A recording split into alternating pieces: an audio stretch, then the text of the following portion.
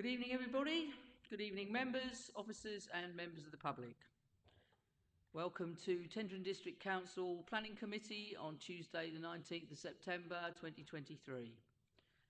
This meeting is going out live. It's also being recorded, and the link to the live stream can be found on the Council's website, www.tendringdc.gov.uk/live meetings.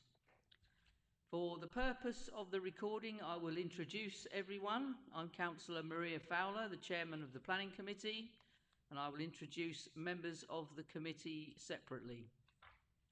Councillor Alexander. Good evening, Chairman. Councillor Cossens. Good evening, Chairman. Councillor Everett. Good evening, Chairman. Councillor McWilliams. Good evening, Chairman. Councillor Placey. Good evening, Chair. Councillor Sudra. Good evening, Chair. Councillor White. Good evening, Chairman. And Councillor Wiggins. Good evening, Chairman.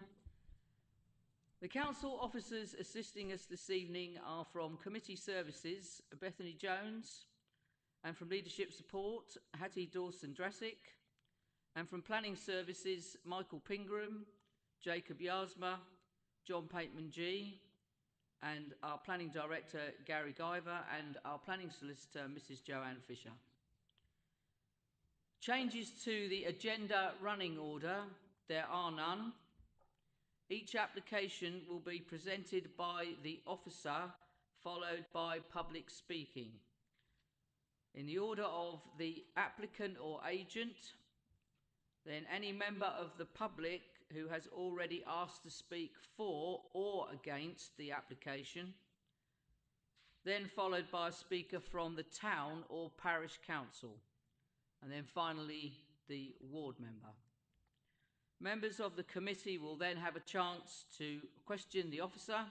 Once all the questions are answered, the committee will then debate and all the points are discussed. Finally, I shall ask if we have a resolution and then call for a proposer and seconder, and we shall vote in accordance with the normal rules. Item 1 on the agenda, apologies for absence and substitutions. Please, Bethany. Thank you, Chair. I've received no apologies today. Thank you very much. Item 2 on the agenda, the minutes of the meetings held on Tuesday the 21st of November and Monday the 27th of November. Could I have a proposer for the Tuesday the 21st of November, please? Thank you, Councillor Alexander. Seconder, please. Councillor Placey. Could I have a show of hands, please? Thank you. And for Monday the 27th of November? Proposed Councillor McWilliams. Seconder, please. Councillor Sudra. Could I have a show of hands? Thank you, everybody.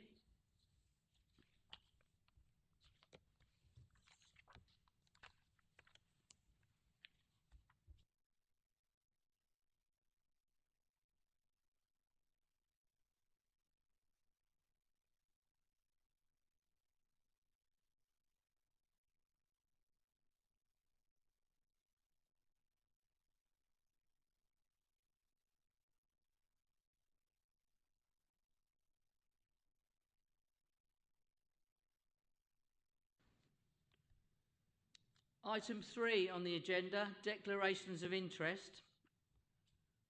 Councillor McWilliams. I will declare an interest in the item for Great Bentley, and I will leave you if that's satisfactory. Thank you. Thank you, Councillor McWilliams. Item 4, questions on notice pursuant to Council Rule 38. Bethany, are there any? Thank you, Chair. No, there are no such questions. Thank you very much. Item 5 brings us to our first application this evening. Item A1 23/01145/full 87 Hungerdown Lane, Lawford, and I shall now hand you over to our planning officer, Michael Pingram, to present the application. Thank you, Chairman, and good evening, everybody. So yes, this application relates to land located to the rear of 87 Hungerdown Lane within Lawford.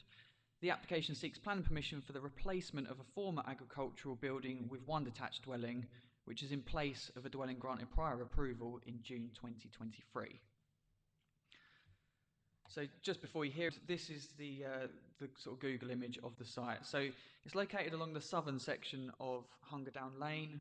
The character of the area is typically quite rural, sort of more further out with agriculture and grass land. But as you can see on the plan here to the sort of northwest of the site, there are immediate residential and commercial properties and sporadic built form throughout Hungerdown Lane. Just run through some photos of the site that you would have seen this morning. So this is facing south towards the existing building. This is facing northwest towards the existing building. So for bearings, the proposed dwelling is going to be roughly where my mouse is hovering at the moment. Again, this is looking north towards the existing building, and again you can see that the dwelling would go roughly about here. And then this is looking northeast towards the site, and you can see in the distance a residential property. So in June 2023, the building was granted prior approval to convert into one dwelling, which would serve 4 bedrooms and have a footprint of 168 square metres. So I'm just going to run through the previously approved elevations versus the proposed that are before you tonight, and likewise for the floor layout plans.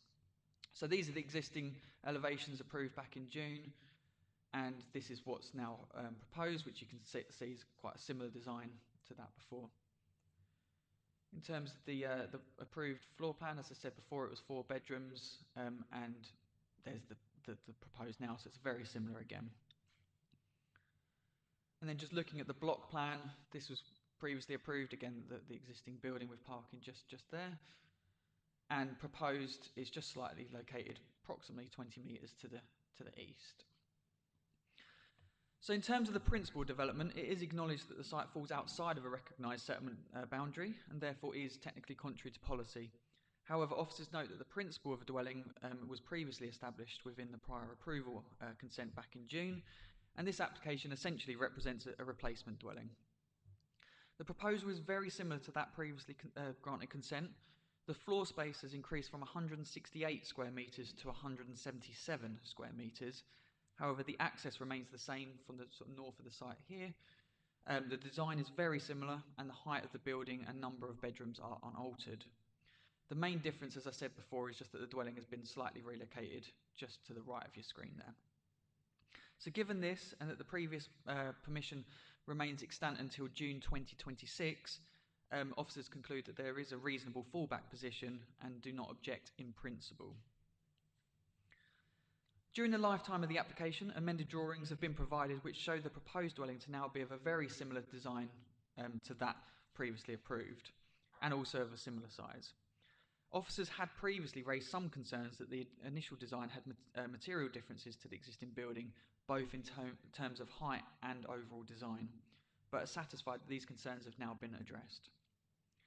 The dwelling would replace an existing structure in broadly the same location, again 20 metres to the east.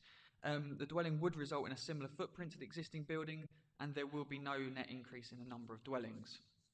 Taken as a whole, the dwelling remains in context with the built form to the north and west, and is considered to maintain the rural character of the locality. The dwelling will be sited approximately 30 metres to the neighbours just to the northwest here, and about 15 metres to the neighbour, which isn't actually shown in this drawing, but it's just where my mouse is hovering, and you would have hopefully seen on site today. However, given the single-storey nature of the dwelling, and that there is an existing building with consent to be used as a dwelling in a very similar location, officers do not consider there to be significant harm to the amenities of neighbours. Essex Highways Authority have been consulted, and they have no objections subject to conditions. And as you can hopefully see on this plan, there is allocation for 2 parking spaces, but significant room on the site in any case. It is noted that the Council's Tree and Landscape Officer raised some initial concerns in relation to the impact of the character of the area. However, this was prior to the amended drawings being submitted. Mindful of this and the existing prior approval that is directly next to the site, officers do not consider that there would be a significant and harmful change to the character of the area, and therefore don't believe that that would justify a reason for refusal. The application is supported by a preliminary ecological appraisal, which concludes that the building provides limited nesting opportunities for birds, and a disturbance and destruction of an active nest could have a negative impact on some bird species at site level. There will also be a negligible loss of foraging habitat in the context of the surrounding environment. ECC Place Services Ecology Department have been consulted. They confirm that there is sufficient ecological information before them to allow officers to determine the application, and they've raised no objections subject to conditions relating to mitigation measures and a biodiversity enhancement strategy. A further condition is recommended by officers to request future details of any external lighting should this be forthcoming at a later date, but worth noting that doesn't form part of this current application. The application form accompanying the application has stated that the development would be connected to a packaged water treatment plant and therefore is also accompanied by a foul drainage assessment form. Officers are content that this would not be possible to connect to a main sewer in this location, and therefore raise no objections with the private sewage treatment facilities. So in conclusion, the proposed demolition of an existing agricultural building and its replacement with a dwelling is acceptable in principle following the previous prior approval on the site.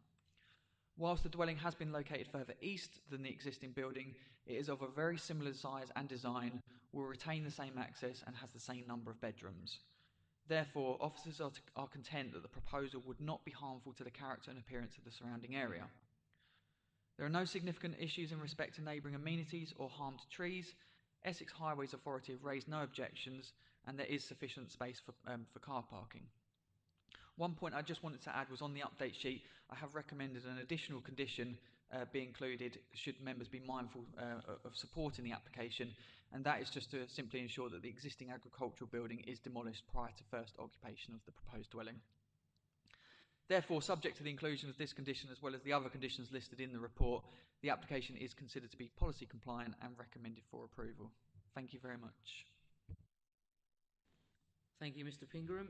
There are no speakers for this item, so we will now go straight to questions for the... Mr. Pateman-G. Sorry to interrupt your flow there. Just a very quick, we talked about conditions a lot. Just to clarify one quick minor correction. Page 46, condition 9 refers to prior to occupation. Can we just switch that to prior to demolition? Because clearly we want to check the building for wildlife mitigation and so on before we demolish it. So it's just a timing error on that one. Simple correction. It should have said prior to demolition. It says prior to occupation. It needs to say prior to demolition. Sorry about that. Thank you. Thank you, Mr. Pateman-G. So we'll go to questions now, and I already have one on the list, Councillor White, and then we will go to Councillor Placey. Thank you very much, Chairman. Mine is purely and simply, as we saw this morning, there's a 33,000 volt overhead line that crosses the corner of this site. Indeed, there is a pylon just in the corner of the site. In moving the already approved building, have we moved it further away from this 33 kV line, or has it not moved at all? Thank you. Yeah, technically it is a little bit closer. I guess this plan shows best. So where my mouse is pointing at the moment is where the existing building is, and this is where the proposed one is. And the pylon that you're referring to is roughly about there. So it probably is a little bit closer, but it's still a significant distance apart, and officers have not got any concerns with regard to the impact to that as a result of this application. Councillor Placey. Thank you. So I've got this right then. It's on, although it's quite close, it's on a totally new site. It's not overlapping any of the previous site. Yeah, so hopefully on this plan that sort of shows it. So just where I'm hovering on the screen, hopefully you can see it. That's where the existing building is, and this is where it's proposed. So it's approximately 20 metres roughly. it's not an exact measurement, but it's roughly about that. But they're very similarly located. And the reason, just to sort of clarify why I've suggested the additional condition on the update sheet, is just to avoid, not that there's any suggestion that this would happen, but just to avoid the potential of both buildings being built out, basically. That's what that condition's for. That was going to be my next question. We guarantee if this is approved that they won't suddenly come back, oh, we've still got planning permission. Right, cool, thank you. Councillor Alexander, then Councillor Everett. Thank you, Chair. Under the heading of impact to trees and landscape, I'd like to look at 633. We have a little bit of a contradiction here, which I'd like you to, maybe you could iron out for me. It says here that the impact of the proposed development on the local landscape character, it is considered that the new dwelling in the proposed location is not in keeping with the local settlement pattern, and it will contribute to the gradual erosion of the countryside. But then it goes on to say, in paragraph 6.34, officers do not consider the proposal will represent a significant or harmful change in the area's character to the extent that it would justify a reason for refusal. Now you can see that that is confusing. I wonder, Michael, if you could just expand on that slightly for us. Yeah, of course, no problem. So the first part that you've read out, that is our the consultee comments that we received from the council's tree and landscape officer. So that's just something that we have to take into account in determining the overall impact of the development. Paragraph 6.34 is my summary of the position, taking account of those comments. But for the reasons that I've sort of listed within that paragraph, we conclude that there's not going to be significant harm to the character. I think the most important thing to note is that those comments were received prior to receiving amended drawings that have made that. If I just load up the drawings, the building's very similar to what's there. It was a slightly different design before. So given that there's the existing prior approval consent in a very similar location, albeit approximately 20 metres apart, our view is that we don't consider overall that there is going to be such significant harm to the character of the area that would warrant recommending refusal. Hopefully that clears that up. Councillor Everett. Thank you, Chair. My first question is about foul drainage. Where is the nearest sewer to these properties? Are those properties 87, etc., serviced by main sewage? In terms of whether the other properties are serviced by main sewage, I can't actually confirm that, but I can tell you that the nearest mains runs along Hunger Down Lane, roughly about here, but it is in excess of 30 metres apart, which is the sort of threshold for one dwelling. It is in excess of 30 metres away from the dwelling. I think it's about 50 or 60 metres away from memory. So therefore, there's no requirement to connect to the mains necessarily, and then we sort of move on to the next stage. And in terms of private treatment facilities, a packaged treatment plant is the top of the hierarchy that's sort of outlined by the Environment Agency. Thank you for that. I think we're slightly conflating two things. The foul drainage assessment requirements for building regulations and the FDA form refer to the 30 metres. However, our policy has no such stipulation. And in fact, it says, our policy, that we will not allow applications not made to the mains, and it certainly doesn't say anything about distance. Can you explain that conflict?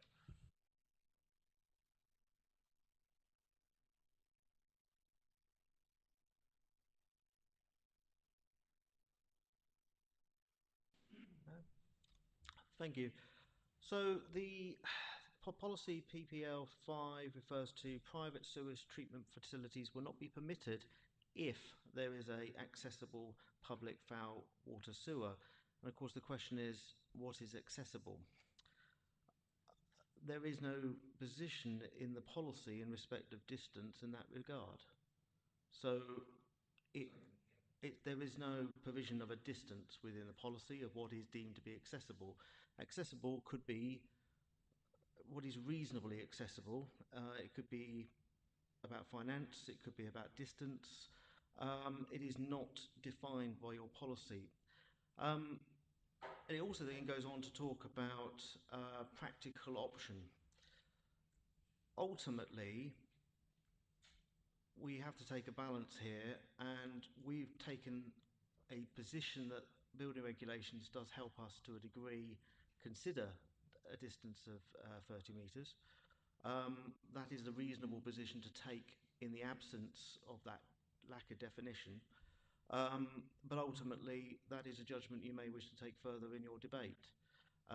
However, I would question that if you do go down that road, you may also wish to discuss harm in terms of demonstrable harm to the environment and groundwater, water and so on, and whether we could readily prove that position if we had to defend it. Thank you for that. That's helpful. So what you're saying is that there's, in the balancing exercise that we do at the end of this process, we need to think about the harms in terms of the balance. There may be other things that against local plan, in location, all sorts of things, and that we need to take that as a whole. Is that correct? I would say so, yes. You would have to take all of those into a whole, yes. Are there any further questions for the officer? Councillor Everett? Thank you. My other question is about, you had a picture earlier of the CUNOT application and the plan for the CUNOT application. That one, yeah. So in terms of a development for the CUNOT application, that is the boundary of the site, correct? And in all of the guidance that we get, particularly from court judgments, it refers in all of these to the site, and quite deliberately refers to applications as the site. What it doesn't obviously do, because we're looking at this from a planning perspective as a separate entity, it doesn't really say anything about extending a site. Now, that site was what we had for the CUNOT application, and the next slide is the one that we have for this, and they are quite significantly different. That's acknowledged within the officer report. Is there a conflict at any point about enlarging your site to be whatever size you want it to be?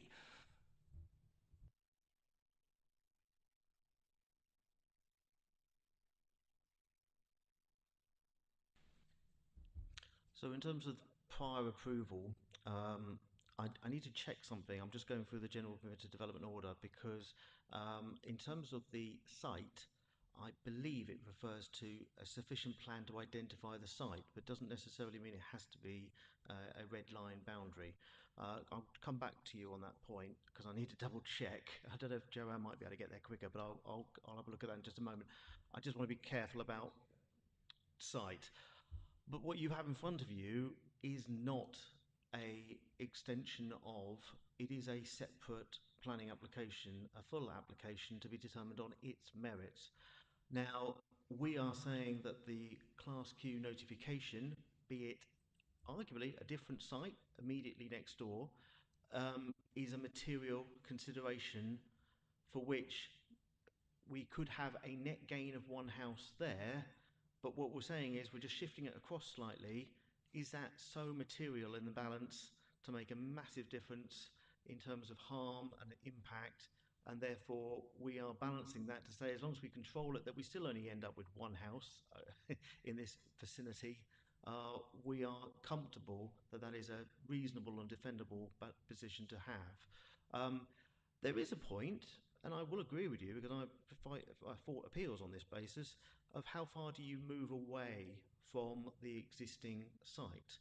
And I would actually argue, as well, I have argued in the past, that moving a new building to the bottom end of the driveway, or maybe slightly further than this one, is a very different site and a very different impact on the surrounding countryside and so on.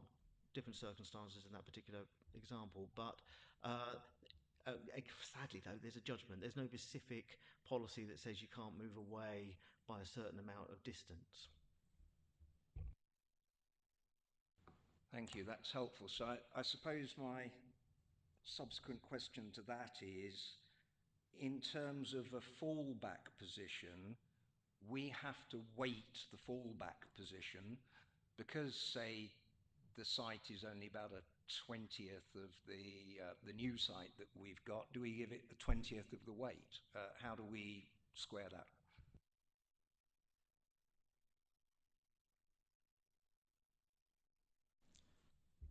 I think I've not come across that question in the context of an argument that I think you'd be great. I'll start again. I think you'd be breaking new ground with an argument of weight application dependent on distance from the original Class Q building, if that's where we're going. My opinion for your debate is that it is seen as relatively close in proximity to give it significant weight, as we would do if it was overlapping the site. I think if you were to move it somewhat further away, I think you can start to get into the argument, but it would be my opinion that at this moment in time, given its proximity and relationship with the surrounding existing buildings and neighbouring businesses or dwellings, that I think it would be difficult to put such a mathematical approach to that, and I think we would be in danger if we did so. Thank you. Are there any further questions for the officer? If there are not any further questions, we will then go into debate.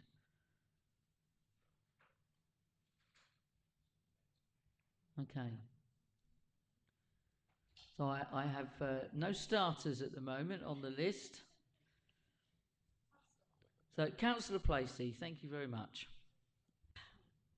I'm in a bit of a quandary here, really, because there's been no objections. The parish council hasn't objected, but I'm seeing a new application outside the settlement boundary, and nobody's got a crystal ball. But what could happen if that gets approved? And is all that space still to be up for the picking, if you like? So I am in a quandary.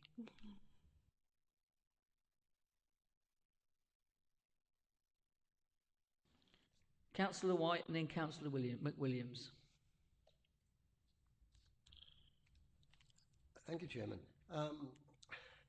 It's a difficult one, and I must admit the point that Councillor Everett has just raised is a very interesting one. I've never quite seen it in this light before. But having said that, the thing that worried me was the overhead line, and the mere fact that the two sites, the one they did own and the one that's now on this site, we're still talking about the same building that's got to come down, and therefore a matter of 20, 30 yards difference.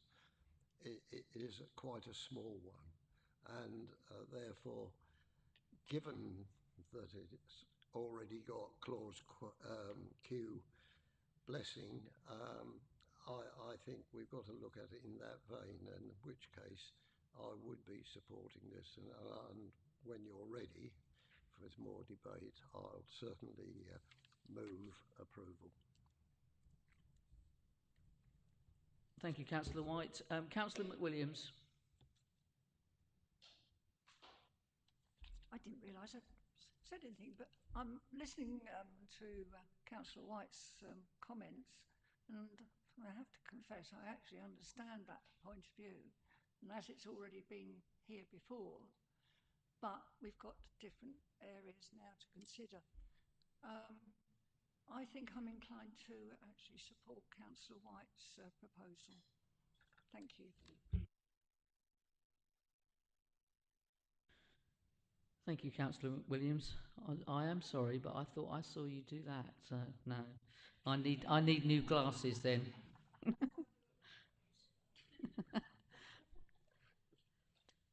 So at the moment we have a proposal from Councillor White and seconded by Councillor McWilliams.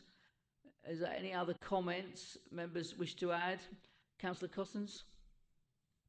I was just going to say, we've got this new condition coming forward, and I sit and look at it and think, well, perhaps I could build this one, and before I actually occupy it, I could perhaps build another one, or attempt to get another one in there before I occupy it.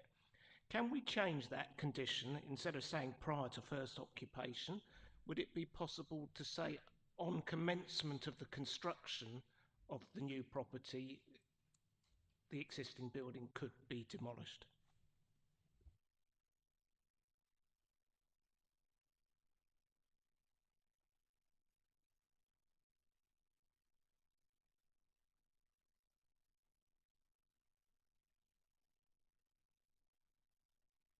Because whilst they're thinking, I mean, I would be quite happy to support a 1-for-1, but, you know, if this was just a loophole. What you would normally do is you would seek the demolition of the existing building prior to the occupation, because obviously they can't occupy it unless it's gone. And that is a standard approach to these matters. Although I have to say that normally is the case when you're dealing with a replacement house, because you have the situation where the occupier wants to live in the existing house and to the point the new house is ready to be moved into. In this case, we have no such necessary consideration on the basis that the current building is not an occupiable building in that context. So I don't see it to be unreasonable to move it to prior to commencement. Yeah, I'm happy with that. You can do that if you wish. We can make that correction. Okay. The proposer and seconder, are you happy with that? Yes. Yes. So I will just remind members that we have a proposer and a seconder, and we have the amendments, which page 47, page 47, and also the amendment as per the update sheet. I'm just looking at Mrs. Fisher. That's correct. Good. Okay. Well, if we're ready. Oh, sorry, Councillor Everett, were you? Yes, please. Yes, go ahead. To go back to the point about the Class Q, according to the High Court judgment that you quote in here, Class Q permitted development is development consisting of a change of use of a building and any land within its curtilage from a use as an agricultural building to a use falling within Class C3 dwelling houses of the Schedule to Use Classes order. So the Class Q part of this is quite specific to a curtilage. This is not the same curtilage. So the point that I made about the expansion of this is valid. However, I get the point the other councillors have made. And I think I can be certainly content with that and would be quite happy to vote for it. But I would want to ask whether councillors would also want to put in a condition about foul drainage, especially as it is actually in the road, and that under normal circumstances we would require foul drainage to go to a mains drain. The fact that this happens to be a bit more than 30 metres is neither really here nor there. So I'm asking the proposer and seconder whether we could also include a condition about drainage going to the mains drains.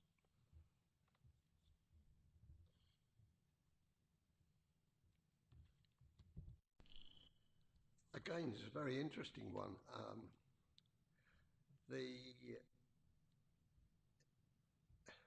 point that I've never considered before, whether there was a distance in it.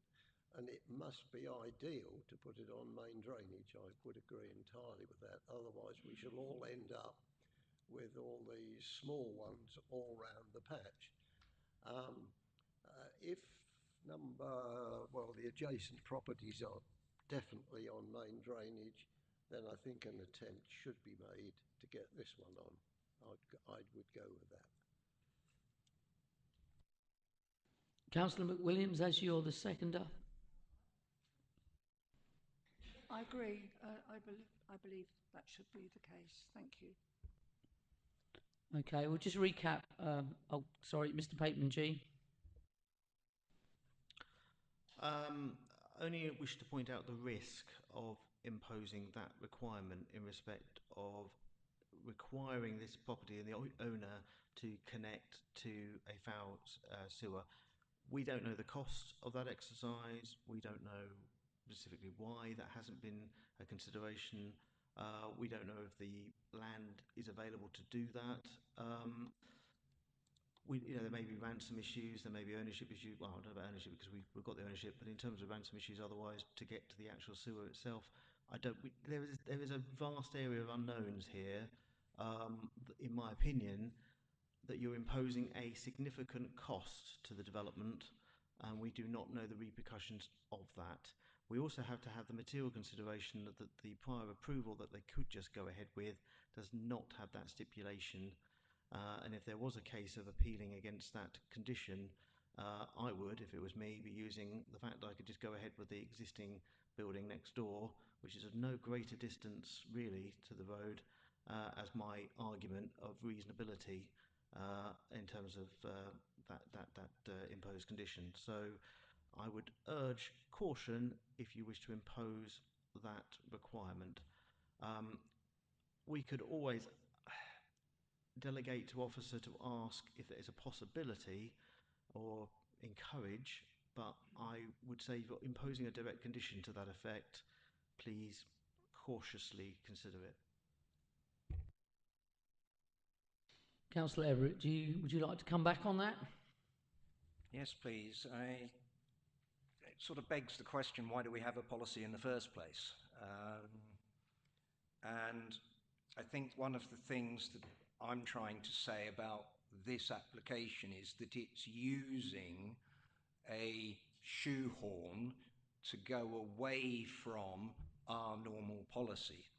And that's traditionally what CUNOT applications have been doing, is been using them as a mechanism to get around the normal planning policy of this council.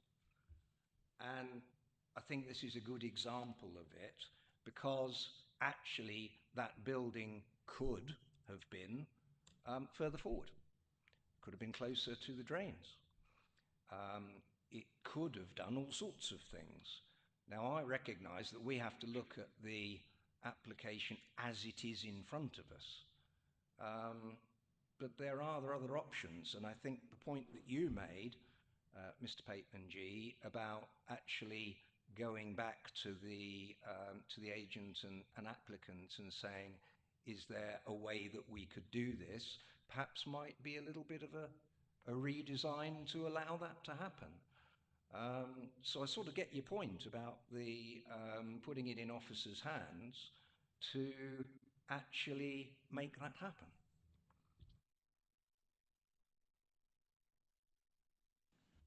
If I may just slightly come back, my point is we could sort of ask, but I will say that my colleagues informed me that on the form they've been very clear that they're not intending to.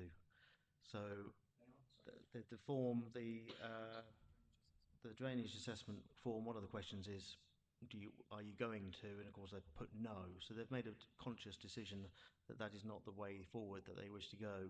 But we can certainly go back, but I'm not quite sure how you want to play this as a decision at this moment in time.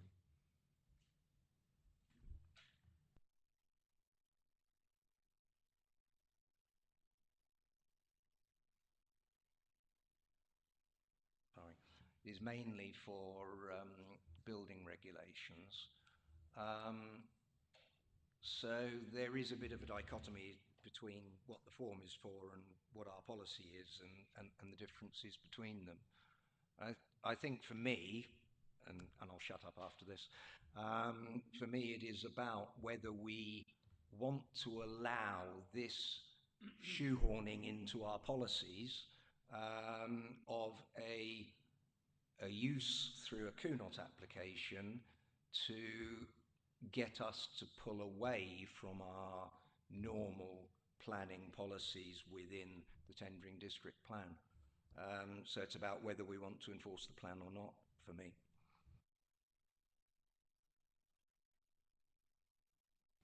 Thank you, Councillor Everett. I'm just going to recap again, and I get this frog out of my throat. We have a proposal from Councillor White and a seconder, Councillor McWilliams, to approve the application as per conditions with the update sheet and on page 47, and you were happy to include the suggestion from Councillor Everett. Do you now wish to withdraw that or leave that in? As our advice from our officer is to not to.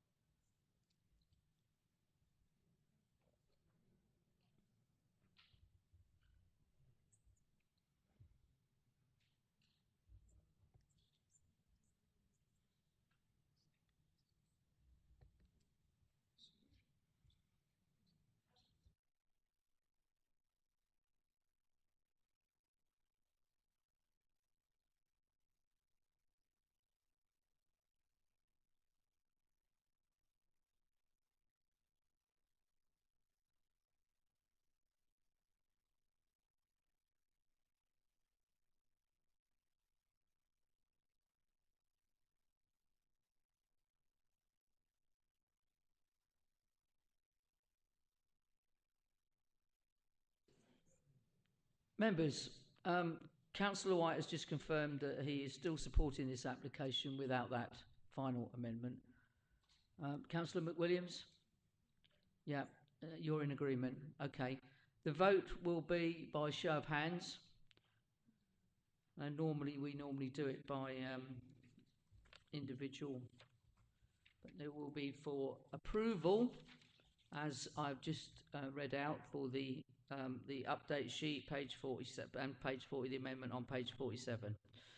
So this is for approval. If I could have a show of hands, please, members, on this application, which is 23/1144/4. Yes, approval for, as per the conditions, recommendation for approval as per the conditions included also on the update sheet and the amendment on page 47 of your... Councillor Cossins. I was just going to say that is the update of the update sheet. Yes. Yes, it is indeed.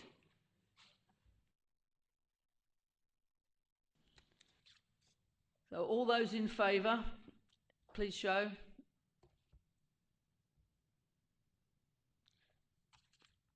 Are there any against? Abstentions?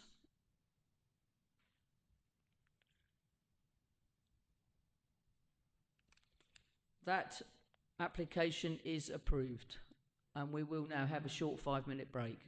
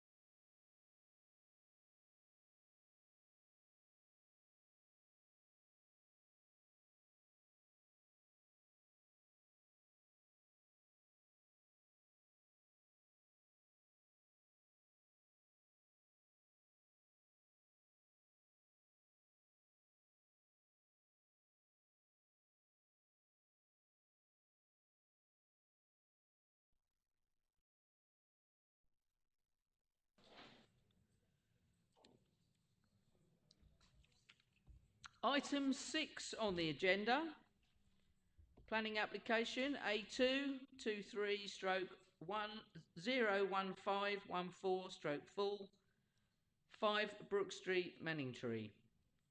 And to present this application to us again, Michael Pingram. Go ahead, Michael. Thank you, Chairman. Yes, so this application site does relate to 5 Brook Street within Manningtree. The application is purely for a change of use of the property from its existing residential use into office use. So here's the site location plan. You can see that it's marked just red there where the application site is. Hopefully this gives a little bit more of a wider sort of demonstration. So the property is Grade 2 listed and located on the corner of Brook Street and Stour Street, and also falls within the Manningtree and Mistley Conservation Area. Character of the area is heavily urbanised. There's commercial and residential built form sort of to all sides. The main hub of the Manningtree town centre is sort of 50 odd metres to the north-north-east, just where I'm hovering now. So to give you some photos of the site, I'm sure you've seen it all this morning regardless, but very beautiful listed buildings, again sited on the corner of the 2 roads. This is it looking facing east towards the building, facing north. You can see there's like a sort of sandwich bar type shop just next door. This is looking northeast towards the building.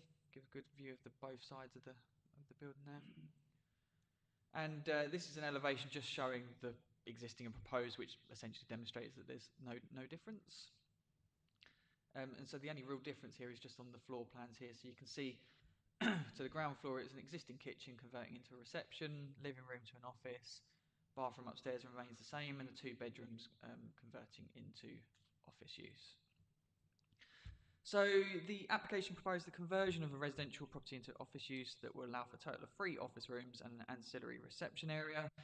Given the site falls within the Manningtree town centre, as sort of designated within the local plan, and the proposed uses meets the definition of a main town centre use as outlined within the MPPF, the principle is considered to be acceptable.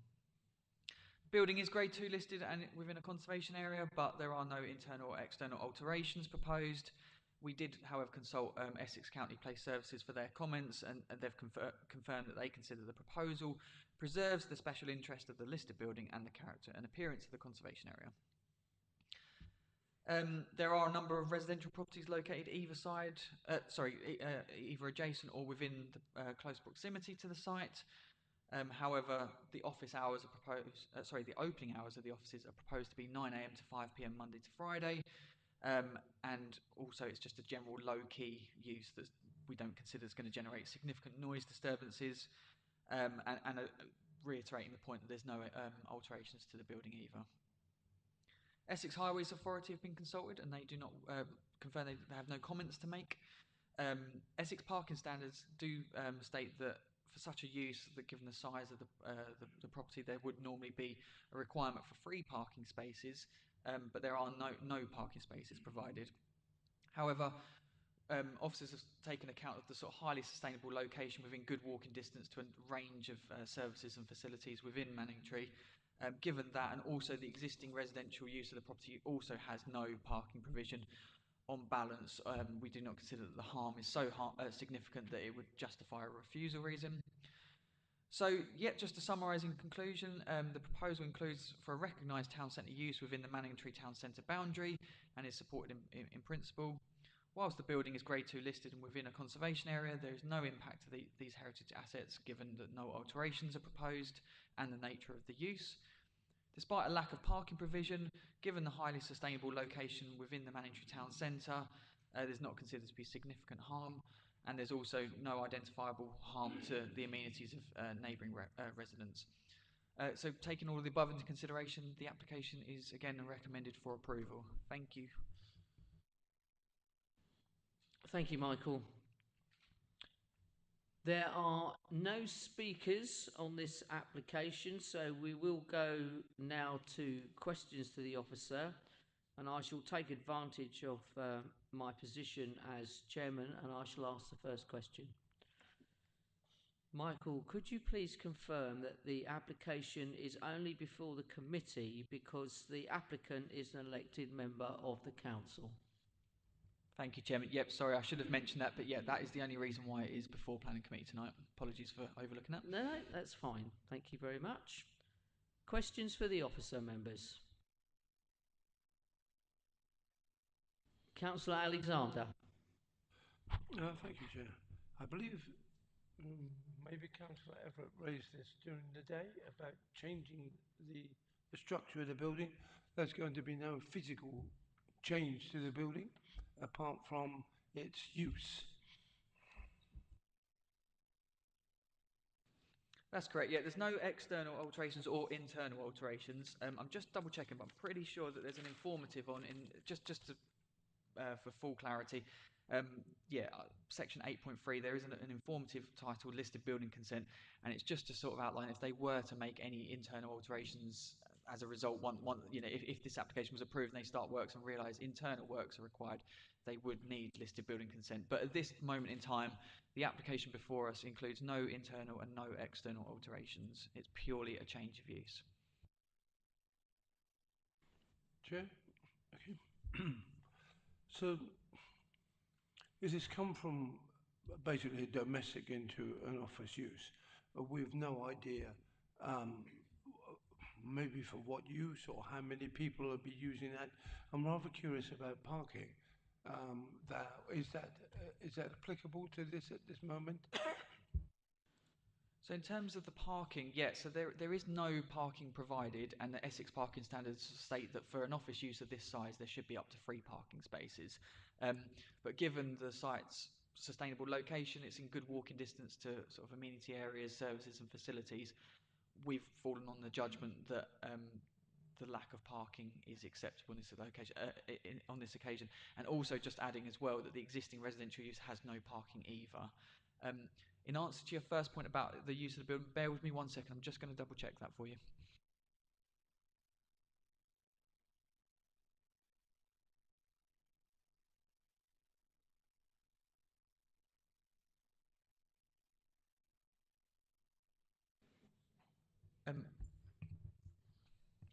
Yep. So the offices are to be on the heritage statement that's submitted. It's to be used for CDC advice, is what it says on the heritage statement. But I don't know any more details than that. There's just 3 offices proposed in total, and it's for CDC advice.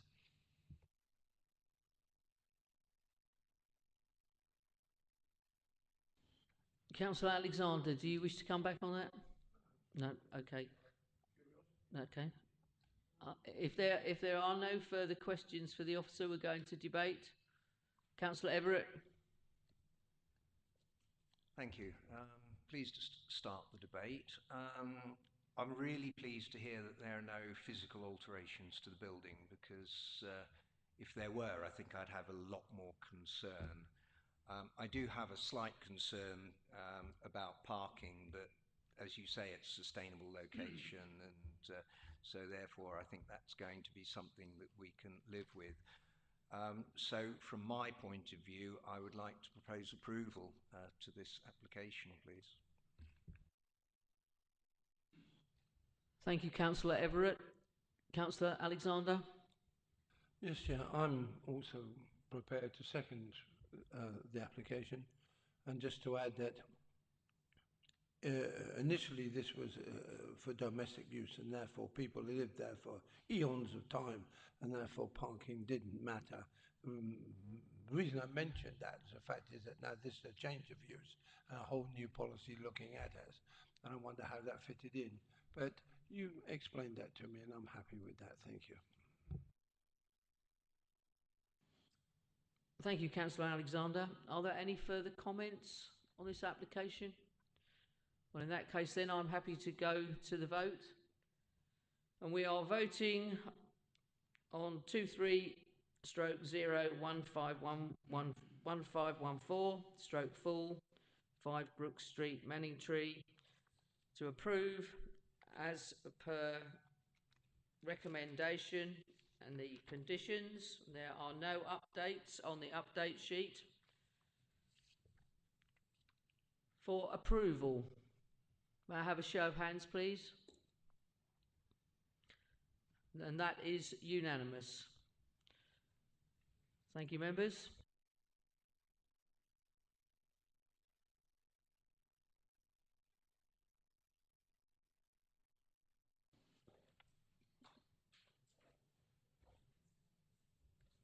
Item 7 on the agenda, application A323 stroke 01312 stroke FUL, Fir Tree House, Plough Road, Great Bentley. And to present this application to us, we have our planning team leader, Jacob Yasma.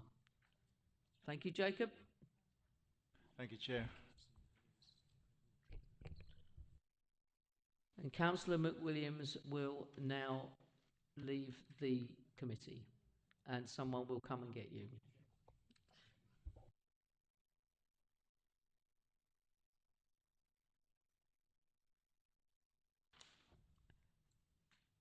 Whenever you're ready, Jacob, go ahead. Chair. Good evening, members. So this item, insofar as the description of the development is concerned, is for a detached dwelling with new vehicular access. The location there is Fir Tree House on Plough Road, south of Great Bentley. That's the application site, indicated in red there, and the adjacent property to the south there, but it looks like it's to the east, but it's in fact to the south, is in the same ownership. So the next slide is an aerial with north up. So the application site's indicated in red there, located on the east side of Plough Road. It's essentially the side garden area of the property to the south, Fir Tree House. And the next slide shows the location of the site and the proximity to the southernmost boundary of the settlement development boundary of nearby Great Bentley. So that red line there shows the southern extent of the settlement development boundary. And the application site is approximately 640 meters away. However, as set out, and this is really important, as set out in paragraph 6.4 of your report, at the time there's a 2001 extant permission on site that's still live. At the time of that 2021 permission, which approved one dwelling on this very same site, same location, exactly the same dwelling, the application site was located within the settlement development boundary of Angers Green. The adopted tendering local plan, the current one, removed this settlement development boundary following a settlement hierarchy review. However, the 2021 planning permission for one dwelling on that site is a material consideration of significant weight. So that's photographs of the application site or the adjacent property at Fir Tree House. And this is showing Fir Tree House and the adjacent property to the south. This is the street seen along Plough Road, looking in a northern direction towards Great Bentley. And the application site is in that location there. It's the side garden of Fir Tree House. And this is standing, again, standing in front of the site with your back to the site looking at Plough Road. These three photographs are taken on site, so that's standing on site looking north towards the settlement of Great Bentley and towards the side elevation of the property to the north. The picture in the middle is standing next to Fir Tree House looking towards the rear garden area. That's an existing fir tree just off the application boundary in the background there, and the picture on the right there is standing on the site, on the side garden area, looking in an eastern direction towards what will effectively be the rear garden area of the new dwelling.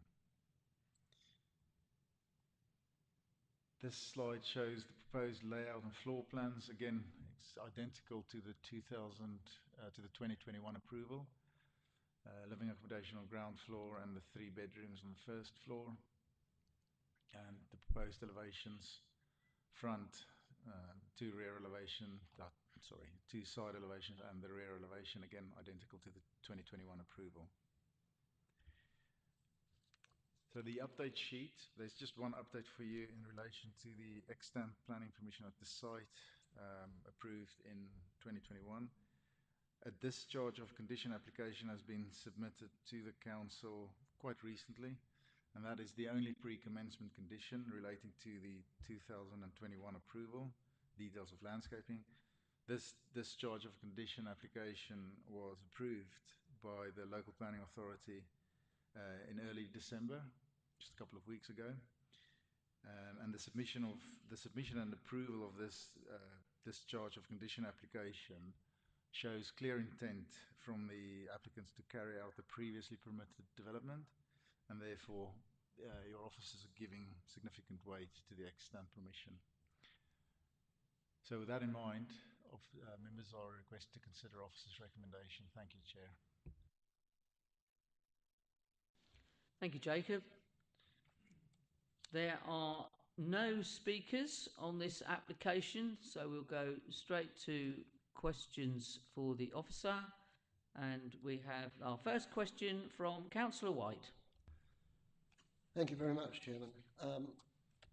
At this stage, we saw a drawing this morning, but we can see it again. The thing that worries me about the whole development or suggested development is that lovely fir tree. And if the root formation is as indicated, and I did ask if somebody could measure that off a scale drawing to tell me from the centre of the tree to the property how close it is. Later on, I will talk about possibly moving the site, but have we got those distances between the two trees and the suggested property? Certainly. So we have a cedar tree is in this location here, and then there's a cherry tree there. The distance from the rear elevation to the trunk of the cedar tree is approximately 2.7 meters, and the distance to the cherry tree from that corner is approximately 2.6 meters. It's important to recognize that officers have discussed the issue of trees and the contribution these trees make to the area with the council's tree and landscape officer, and his position is that these trees they fail to meet the threshold for formal legal protection. So they fail the bar of high public amenity value for it to be protected as a tree as part of a tree preservation order. And in addition to that, we have that extant permission of significant weight in the same location, same dwelling, which could now be implemented tomorrow, frankly, or in the next month and a half. I hope that clarifies that, Councillor White. Thank you, Chair.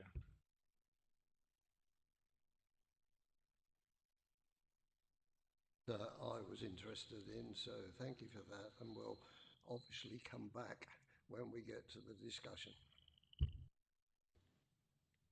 Councillor Everett. Thank you, Chair. One quick question. Does fulfilling a pre-commencement condition constitute starting of the development, is my first question. In fact, do that one first. It doesn't, but it does not.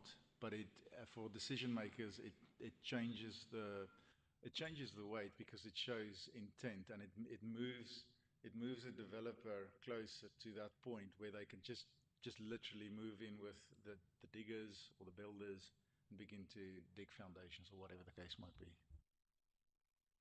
And my second question is around the trees. The report's quite clear that the trees are going to be retained. Whether that will actually be the case, I probably question in my own mind. Is it possible for us to put in a condition that any trees being taken out be replaced? I think that may well be possible in some format or another. We, we that could be debated. And we are suggesting a landscaping condition. I guess a part of the reason for recommending that landscaping condition is the, you know, the details of the site and the uniqueness. We would like to see some landscaping there. So yeah, members can debate that, and if members feel that it's necessary and reasonable, then such a condition could potentially be imposed. A replacement tree planting scheme in, yeah, I guess we need to hear the debate. Councillor Alexander. Thank you, Chair. Just to make sure, Jacob, that I've got this right, did you say it's 2.71 metres from the rear of the property? Yes, the distance from the rear elevation of the proposed dwelling to the tree trunk will be approximately 2.7 meters. Yeah. Thank you very much. As with any other on the previous application, in which our tree officer made it abundantly clear that such an application may have a long-term impact on the building, to be told that although he's one of ours, he was a consultant in this field, exactly the same way. The tree report suggests that it may be prudent to fell the cedar and replace it with a more appropriate species. The cedar is a very shallow barreled root system, unlike something like a huge beech or something which just literally eats up ground around it.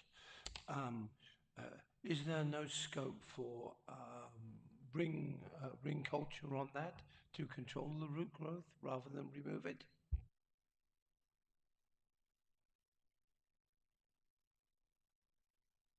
Answer is I don't know, because I'm not a tree expert. But what I do know is they've got an extant planning permission that they can implement tomorrow, and these trees are not protected. And we've been advised by our tree officer that they fail. Yeah, sure. Okay. This is a very odd application, if I'm being honest with you, because effectively we've already been here and we've already approved this house and everything that goes with it, and including accepting the situation with the trees at the back. They can go ahead with exactly what's on the screen right now until, I think I've written it down as February where's the date? The 23rd of February. So between now and then, they can stick a spade in the ground and have a commencement of start, and then just get on with exactly what they put this application in for. So essentially, the only thing this application represents is an extension of time. And in fact, what we've said is we don't want to keep extending it 3 years, 3 years, 3 years. You'll see in the recommendation, we've actually reduced that time frame to a year, and that's being generous, and that's to allow them that time. So that's what the situation is. With the extent permission, we've got a discharge of condition for landscaping, and I've just had a look at the landscaping scheme. The landscaping scheme shows me those 2 trees being retained.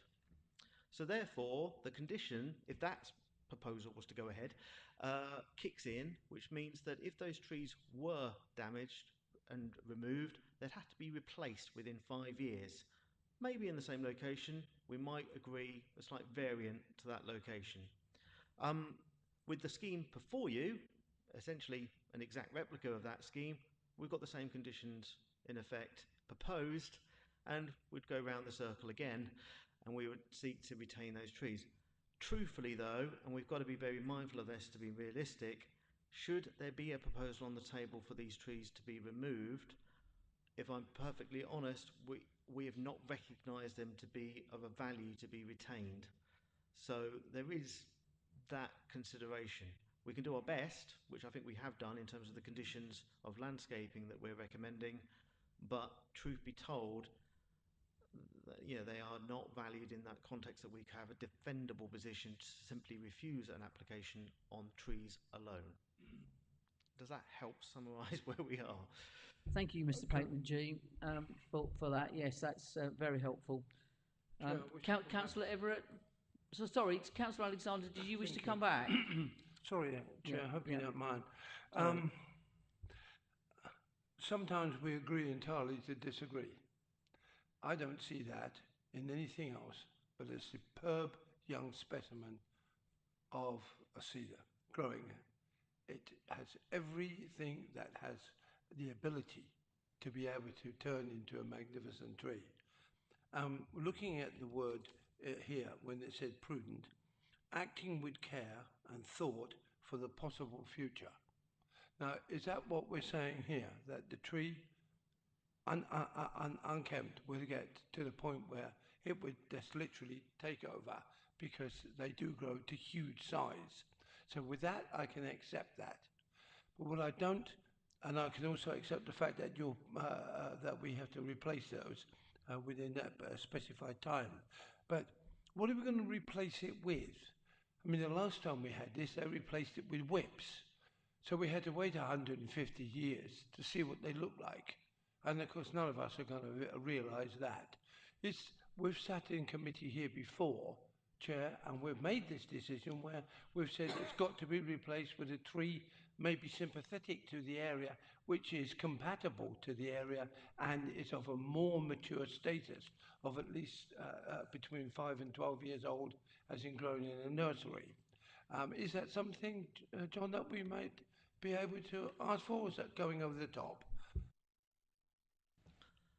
Just to firstly say, please don't confuse my personal opinion on trees versus my professional one. My professional one has to take into account the material consideration that you have before you, which is the application that can go ahead. In respect of these trees, at this moment in time, they're not up for being replaced. We have a condition that has been secured for one application, and we would seek to secure it again to retain these trees. And if a replacement was proposed, e.g. they did damage them and within 5 years they'd need to replace, well, within 5 years if they damage them or remove them, they would need to replace them. It is at that point we consider what the replacement should be. The replacement should be the equivalent, but there's an option within the wording of the condition to allow us to consider alternatives, but that isn't before me now. That would be later, if a scenario at all. Councillor Everett? Thank you. Moving on to a slightly different aspect. The host dwelling is a 4-bedroom house? Question mark. What would the amenity area for a 4-bedroom house be, and does it still meet it on its new footprint?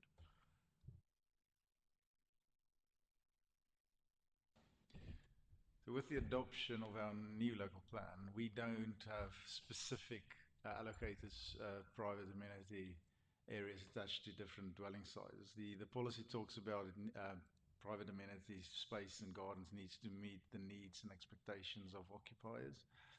So we have looked at that, and we consider that the proposal, the subdivision element, will not result in a substandard or a garden that will fail to meet the needs and expectations of the existing occupiers. And in addition to that, I just really, I won't be doing my job properly if I do not remind members that there's this extant permission in place that could be implemented tomorrow. Thank you, Chair. Thank you, Jacob. If there are no further questions for the officer, we shall move to debate. And I will just say for my part that extant permission on this site and the trees, I will certainly be supporting this application for approval. Cossins.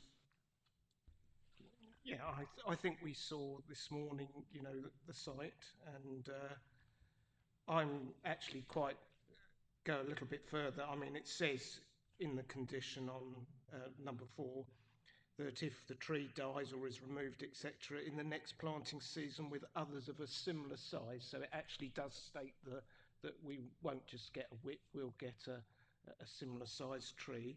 And I think on the back of that there was discussion potentially of moving the property forward, but if you lay a ruler on the sort of street scene map, should I say, the site plan, it's the donor property that's actually sitting too far forward, because all the other houses in that road actually would sit on the same alignment as this one. So I would just like to move approval. I think, you know, it's laid out, we've granted this in the past, and I will just move approval.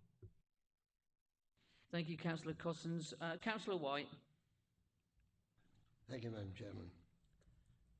When we were on site this morning and we took the building line of the two adjacent properties, this property is set back from that. Now, if it could come forward by a very small amount, we could still protect that tree. It is a good example. And to say, well, we'll replace it one of a similar size, you're not serious, really, are you? I mean, the existing trunk of that property is 18 inches round. And I don't know what the height of the thing is. You won't get a tree of that size. You might just as well leave the present tree, protect it. It's part of the street scene, hence the name of the property next door. It's Fir Tree. Everybody knows where Fir Tree property is. No, I couldn't support it at the present moment, because either we move it forward by a small amount to line up with the front line of the two adjacent properties, and that will give us protection, or at least we get some root protection for the existing tree. We have seen, haven't we, in the case of Tendring, where a tree's been up for 200 years, and somebody comes along 30 years later and builds a property and then complains that the tree's affecting the roots. Well, as far as I'm concerned, this would be another example where we would have a property that will suffer from subsidence if it doesn't get any protection, or the other alternative is to destroy a lovely tree. And so I'm afraid I couldn't support it in its present position. Thank you, Councillor White. I'm going to go to our planning officers on this one. Was it Mr. Pateman-G or Jacob want to come in first? I'm happy to start off, because I hope this will be helpful. I completely understand the sentiment and the strength of feeling. However, I fear very much that us asking them to move the property further forward is unfortunately not going to achieve very much, because they've got this extant permission, and we as officers, and we are struggling now into non-planning matters, but I think it's important to explain this to members, because hopefully you will then understand. We ask the applicants, why did they put this application in if they can begin works tomorrow? So there's a very rational, I think, explanation for that. So back in 2021, the developer, or the owner of this house and plot, he simply was not ready to develop it out because of contract length issues at Fir Tree House. We are now 2.5 years down the line. He is now ready. He submitted this discharge of condition application. He is ready to proceed with this development, kind of regardless of the outcome of this application. Back in 2021, when the original application was considered, there were highway safety concerns, because the house was originally proposed slightly further forward, but there were highway safety concerns because of the lack of a turning area on site, and then the ability for vehicles to exit in forward gear. Officers at the time, correctly to my mind, took a balanced approach, and they asked for a slightly further setback to overcome the highway safety reason, to enable motorists to leave in forward gear. So those are the reasons why we are where we are. And that's why I'm saying us insisting on them moving the property forward, it may not achieve very much at this stage. I hope that makes sense, Chair. Thank you. Thank you, Jacob. Mr. Pateman G, do you wish to come in? Not really. I was only going to simply say there's a turning area at the front, but my colleague has explained the reasons behind that being there, in fact, so I don't need to add anything further. Thank you. Members, we have a proposal on this one. Are there any further comments? Councillor Alexander?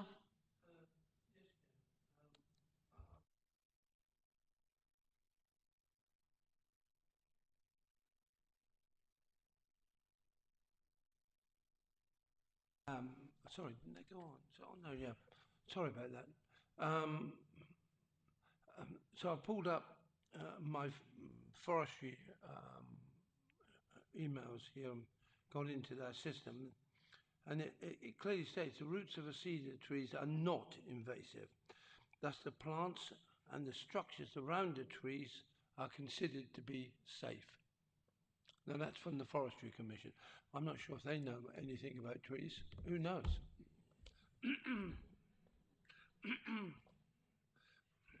Thank you, Councillor Alexander. Any further comments? Councillor Placey? Yeah, ordinarily, I sort of feel, you know, why do you need another extension? But I'm so glad that you've just said 1 year for this one. So if you haven't got a seconder, I'm prepared to second it.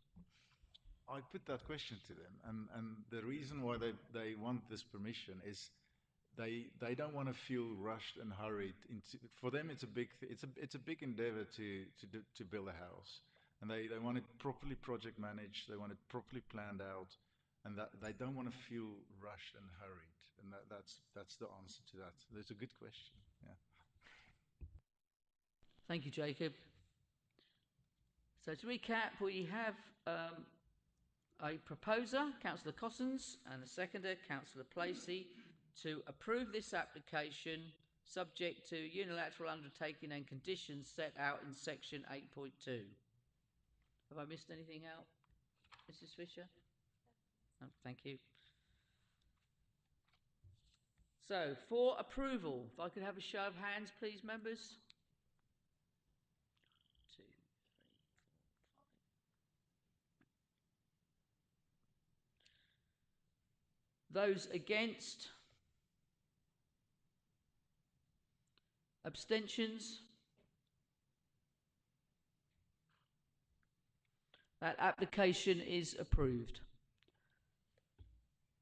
Thank you, members. And we'll just get Councillor McWilliams in from the cold.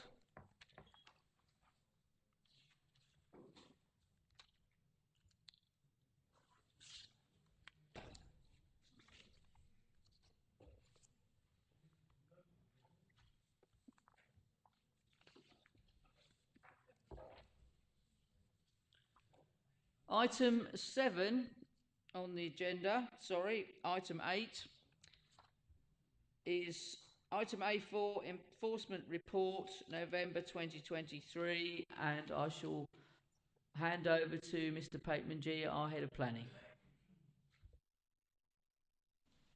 Thank you, Chairman. Hopefully these are familiar to you by now. We are required under the enforcement policy to present these to you quarterly, although I will admit I think we've missed one this year along the line. We'll make sure we get back into track from April onwards. Ultimately, there shouldn't be anything there that surprises you. We do have some matters that we still need to resolve in respect of data cleansing, and we still have matters to resolve in respect of being able to get the information out of our software, which I have explained. We're going to change that. We are going to move into manually counting for some aspects, so the next report will hopefully reflect that. Just as a further update to the position that's presented to you, my team have been busy trying to get rid of some of the outstanding historical enforcement cases, which they'll continue to do into the new year. We are actually now down to 276 current cases, so a further reduction from the figures before you. But I have nothing more to add. If there's any specific questions, I am happy to help, but it is presented for your information. Thank you, Mr. Pateman G. Councillor Everett. Thank you. I always find reports like this really interesting because they give you a conceptual idea of what's happening across the district, in wards, within town council areas, etc. And that information and that data is invaluable for us to be able to make sensible decisions. So my first question to you is,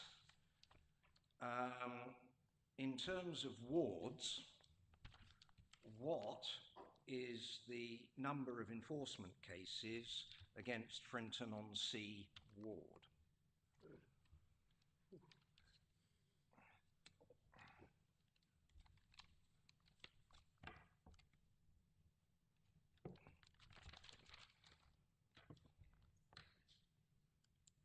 So 22 is on page 86.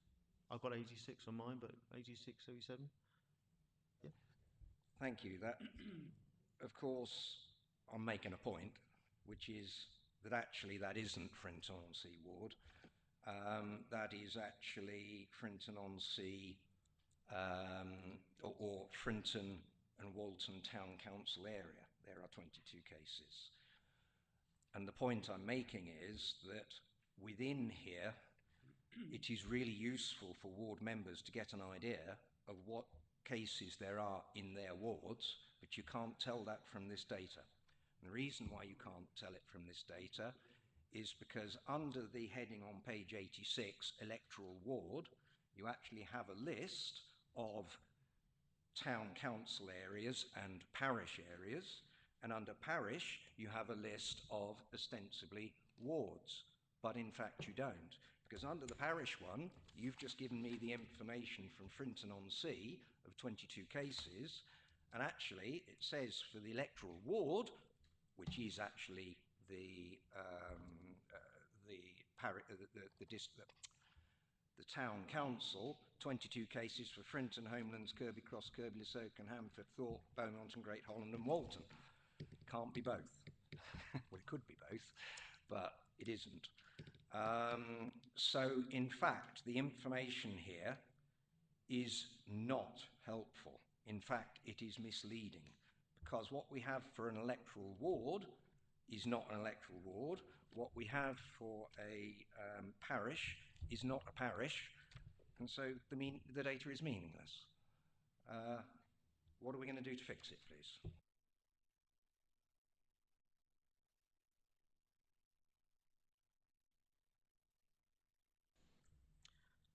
Well, I've had 4 attempts at doing this so far, and that's the first time that's been pointed out, so I appreciate that. The second point is I would have to amend your enforcement policy, because I can't produce ward information from the current software that I've got if it's incorrect. I can only produce parish information. So that's why I provide the parish list, because ultimately that's the true list of information, and the extraction process that the software goes through clearly doesn't divvy it up properly. So my suggestion would be that the easiest solution for me would be to remove the ward information and just maintain parish only information in order to be correct. If I had to go into ward, I'd have to remap our software, which I've got no idea how to do that. And unfortunately, that's the only explanation I can provide. So would it be possible for us to commission whoever could do it to do it? Because actually the information by electoral ward and the information by parish or town council is quite different, and we really do need that information to know what's going on in our wards.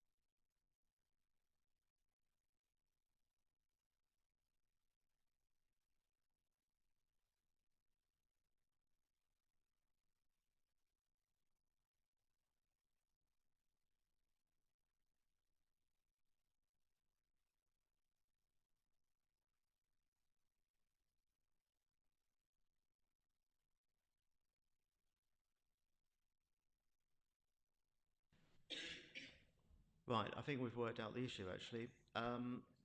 In tendering, parishes can sometimes be split by the ward. So, unfortunately, because the information is recorded by parish, it doesn't take into account that split when it then translates to what wards to allocate to. So, I would say that we'd have to come back to that because we would need to actually record the information in the first place in the right ward. And of course, that's a manual exercise of going through all of the cases we've currently got and having to find a place to put that information within the software, which is not controlled by this council. It's fixed, it's a national software, and we can't change that, unfortunately. And therefore we'd have to work out how to manually drive this particular point. So I will see what we can do for the next update to provide you ward information that is accurate. Like I said, I can guarantee the parish, but I can't at the moment work that out until we look up every address and work out which ward it should be in. And we have to do that by hand. So I apologise and thank you for pointing that out. Thank you for that. Certainly as a councillor, and I don't know how my fellow councillors feel, we really ought to be able to have that information by ward. And it's certainly not acceptable to me that we have reports telling us that we do have that information. In fact, we don't. So from my perspective, personally, I don't think that this is an acceptable report. It isn't correct. It doesn't give us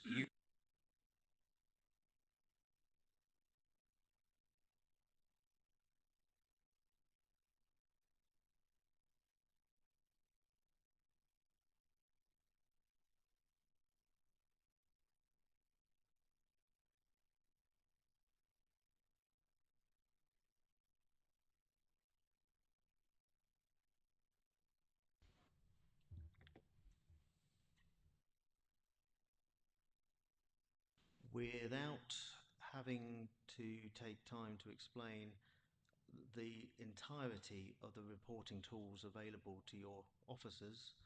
I can't go into that detail here. I'm more than happy to take that off grid and have that conversation with you separately.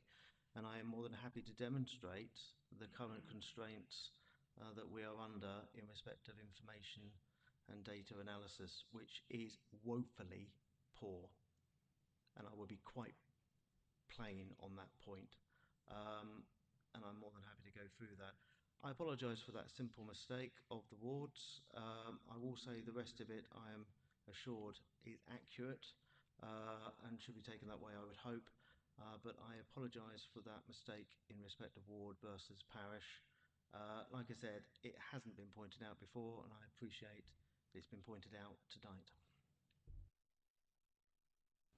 Thank you, Mr. Pateman G. I'm now going to go to Councillor White, then Councillor Williams, and then Councillor Alexander. And then I think we're going to wrap things up after that and have some mince pies. Thank you, Madam Chairman.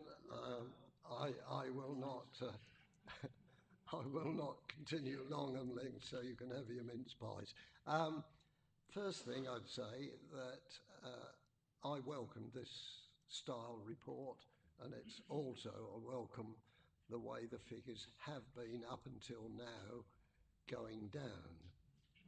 But we get from the report that there's 310 live cases at the present moment. The worrying thing is the average is 28 being closed, but in that period we have 31 new one cases, and if we're not careful it'll be overtaking it. So now being more specific, coming from a well-known parish,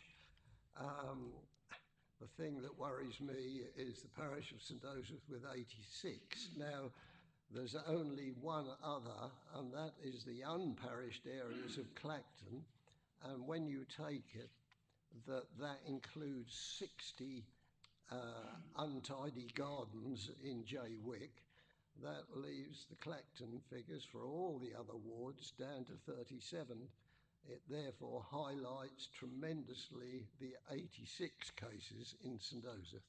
So, leading up to my question, is there a specific site in St Joseph that is the reason for this high figure?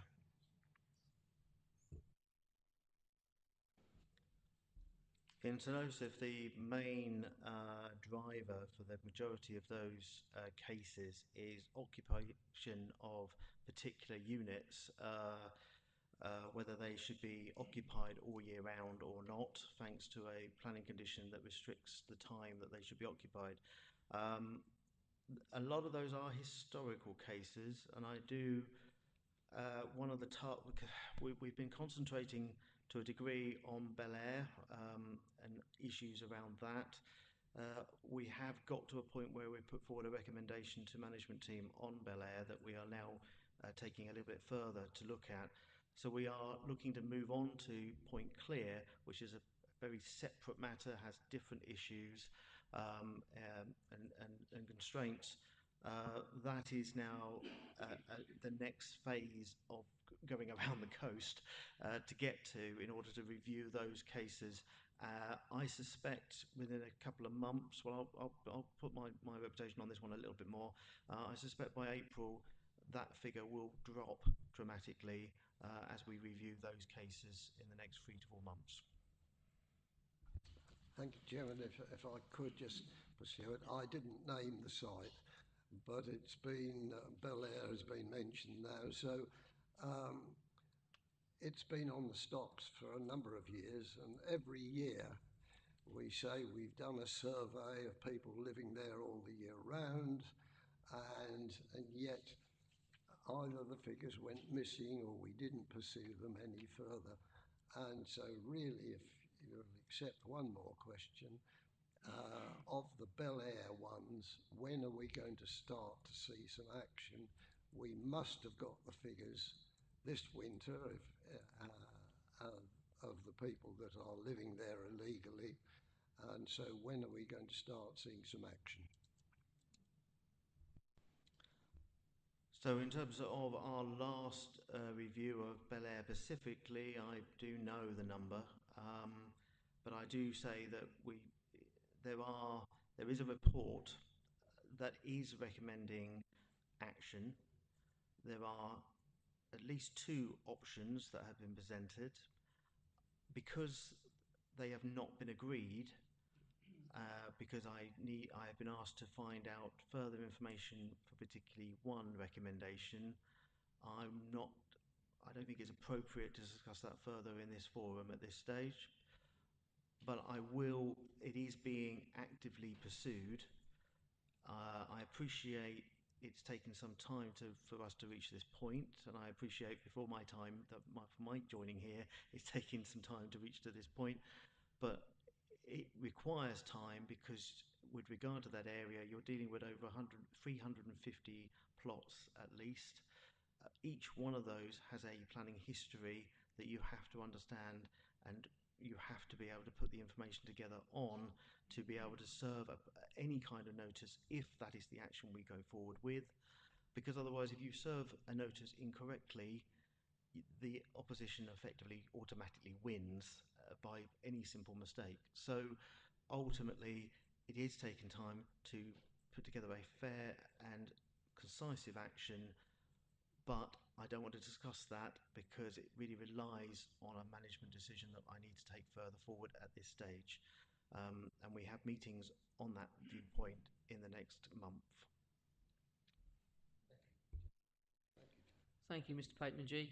Councillor McWilliams. Thank you, Chairman. If it's any consolation whatsoever, you've got mine correct. All my parishes are listed individually and it adds up to exactly the same total. So there must be some way that can be perhaps addressed to do individually. But I thought you'd just like to know that. Well, I'm going to follow up with that actually before we go any further, because I know how much work goes into producing documents like this, and I would like to congratulate and thank the planning department, Gary Guyver and Mr. Pateman G, for the work that they put into this, because this has been the best report I've seen since I've been here as an elected member. And I'm delighted to see it, and I welcome it. And I know as we go on, these things will be improved. So hopefully the improvements that Councillor Everett is looking for, the software can be tweaked. But I'm really, really pleased to see it, and I'm grateful. I'm a ward member who's grateful. And the other feedback that I have read and I've heard is how delighted members are to see a report like this. So well done to the planning team. Well done. So we have time for one more. Councillor Alexander. I have to go along with what you just said, Chair. I agree with you. I can remember in the good old bad old days to get information out of who was doing what with enforcement. I mean, it was easier to find out where the Queen was going for the afternoon tea. So yeah, it is a good thing, and we thank you very much for that. But the way I see this, and I do see where Councillor Everett's actually coming from. For example, if you look at page 86, electoral ward, and we go down 1, 2, 3, it begins with Blue House. They're very bundled together. Now, somebody has obviously taken a lot of time and worked out that there's 97. But if you go across the way page here, there's 87, you see that St. Joseph has got 86 of them. So it's a little bit confusing because you're talking about parish and unparished areas. It might, if I may, make a suggestion, is the person who's collated all this and put this evidence together, if they could break it down a bit more, I think that would be a lot more acceptable to everybody, because we'd be able to see it from a bigger picture. I mean, everyone knows St. James Ward, there's nothing wrong ever. So, you know, that's important to remember. Thank you, Councillor Alexander. So that just leaves me then to advise you of the date of next meeting, which will be on Tuesday, the 16th of January, 2024.